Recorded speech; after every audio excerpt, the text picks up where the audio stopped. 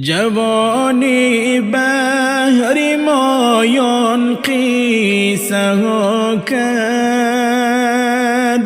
به ما نقلی زیرنج و غوسه ها کرد. نمودم زندگانی را من آغاز،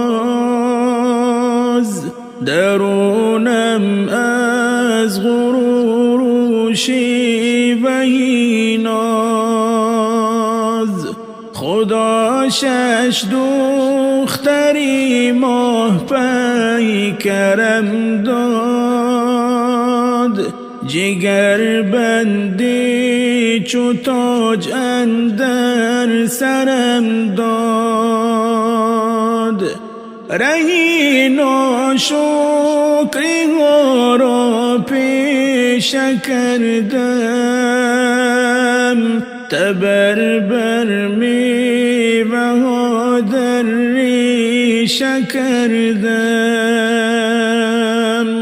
بگفتم برزنم گر باری دیگر،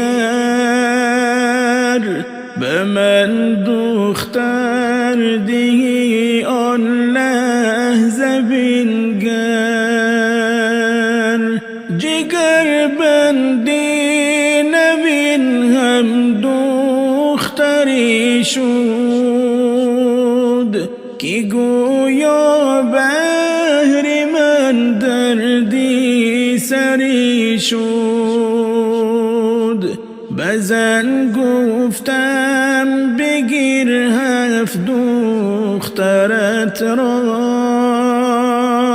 بیرو بیرون بپوش اکنون درت را. گذشتن مدت و خشمی خدا شد، ترحم های حق بر من عدا شد. زی بیماری گرفت هفت دخترم را، شکست قلب و تن و بال و پرم را. کنون از میوه عمر بی نصیبم، بسا محتاج درمانی طبیبم.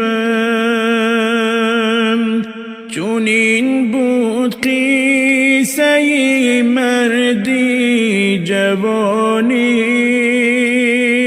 همه بگرفت خدا در یک زمانی. برای عبرتت اقبال قلم کرد،